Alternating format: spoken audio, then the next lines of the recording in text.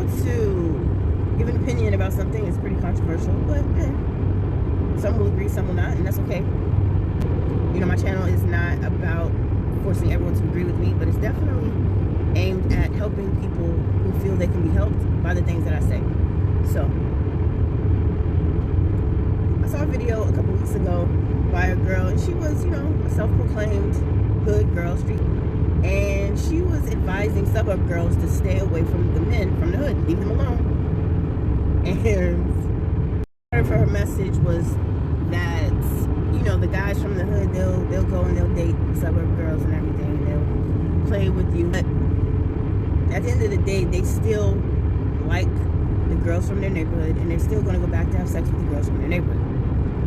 And, you know, that was the crux of her message, which, of course, so many women, you know, find honor or pleasure, or they feel that it gives them some type of rank above other women because of guys that want to have sex with them. For some reason, a woman knowing that a guy wants to have sex with her, for some reason, it's some type of badge of honor. It doesn't take much for a guy to want to have sex with you, so I'd advise you to find I advise you ladies to have something else to offer. I'm moving on. She was right. Oh, was she right? If you come from a home with two parents, now, just to say really quickly, just because you're in the suburbs doesn't mean you have two parents. I know that. And just because you are from the hood doesn't mean you don't have a father. This is true.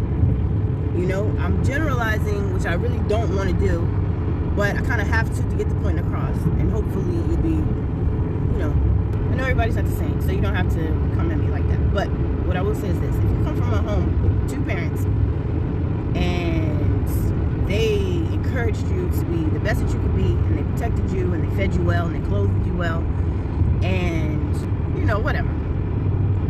Education was very important in your family, and self-respect and things like that.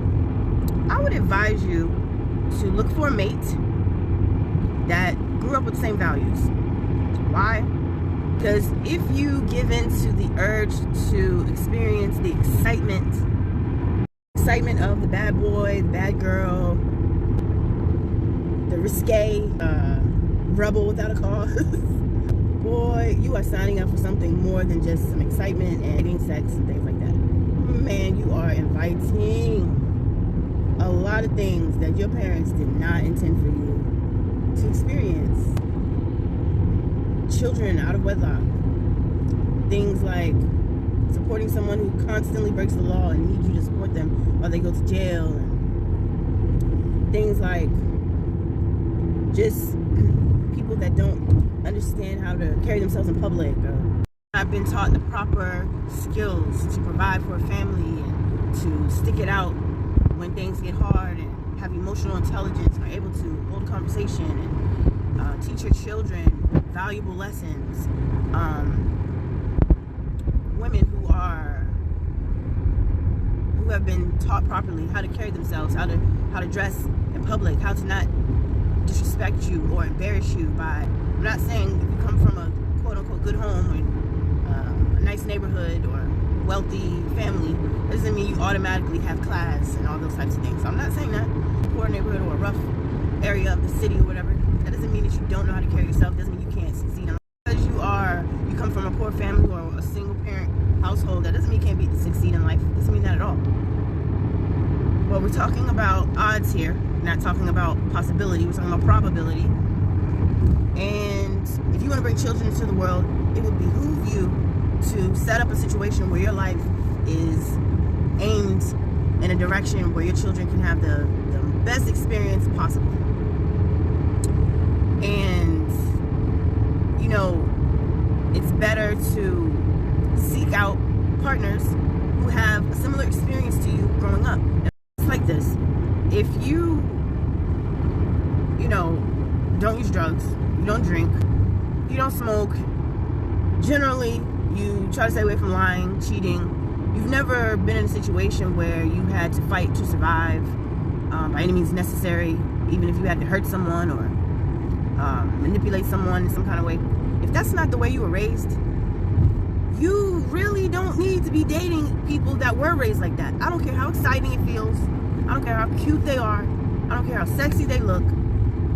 There's only one of two things that can happen when someone raised properly and someone not raised properly get together. Either you're going to influence them to be better, or they're going to influence you to destroy your life. And unfortunately, the latter circumstance is what plays out. Many girls who were raised by a wonderful father, a doting mother, in a protected environment, educated, and just well fit. Do you know how many of those women fall into relationships with the bad boy from the other side of town? Sounds so West Side Story. But and their lives are destroyed. They have children, and he has no intention of caring for those children, no intention of loving or being with her. And there are women who go to jail for these men. There are women who drop out of college for these men, and their lives are destroyed. You just like your jaws on the floor, like, how could she come to the family reunion with those shorts on? Who raised her? Listen, this happens. And remember, this is the girl that's going to raise your daughter. Be careful, guys. This could be the man that is teaching your son. Be careful, ladies.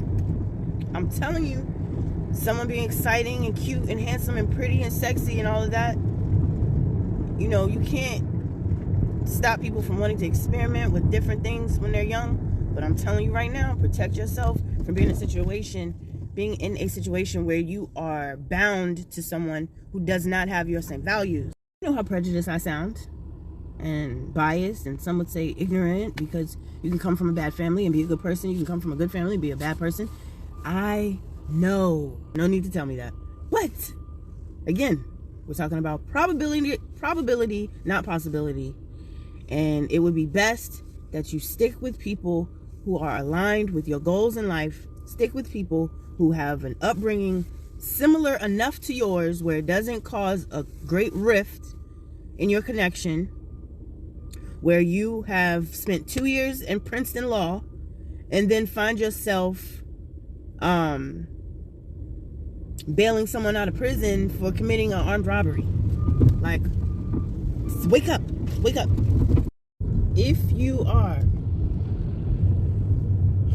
you find yourself attracted to someone completely opposite of yourself, and you come to know that they have experienced things in their lives that you could not even imagine, and that they have not overcome these things, they don't have any drive or intent to change these things, and you see them living in a condition that is not your own, turn around and run. I don't care how sexy he looks. I don't care how many muscles he has. I don't care how much you are turned on by how well he can fight, or how he looks like your favorite rapper, or anything like that. Doesn't matter. Please save yourself and just don't do it. Listen to what your father said. Listen to what your mother said.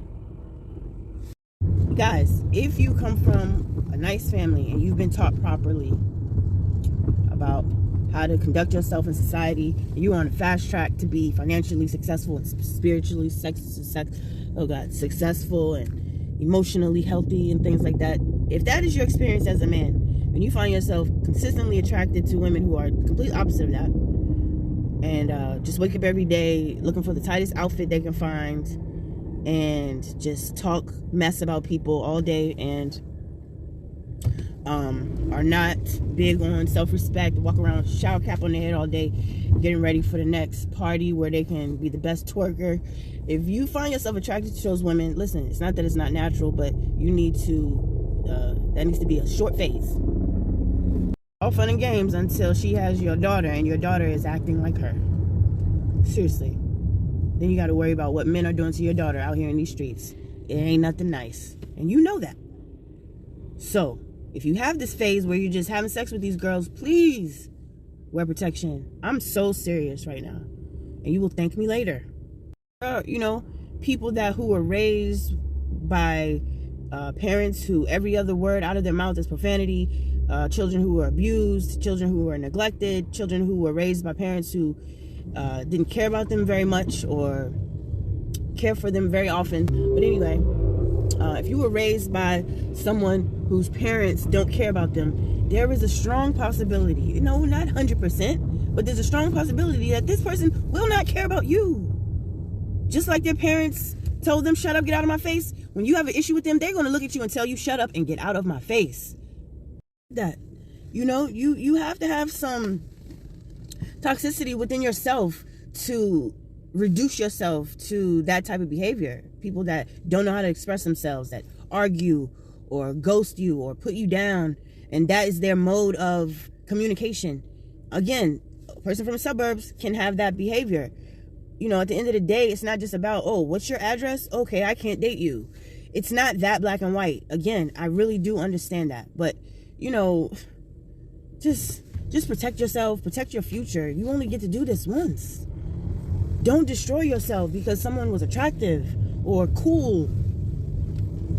Don't do it. That's all I'm saying. And you will thank me later.